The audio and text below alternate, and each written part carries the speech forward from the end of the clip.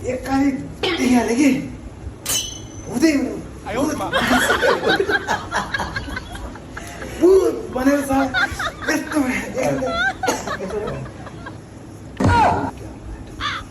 हातमा बोल्छ त्यो रगत हातमा लिइरहेको छ त्यो स्याम्पल खाना आउँछ होला नि त पछि त्यो फोन देखेन नि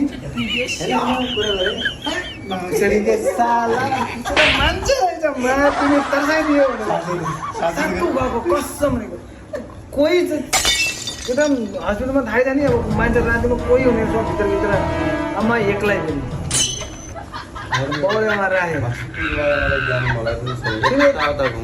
नेपालको अब सबैभन्दा ठुलो कहाँ यो भयो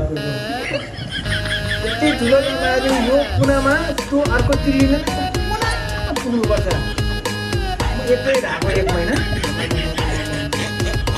राति छैन दिउँसो छैन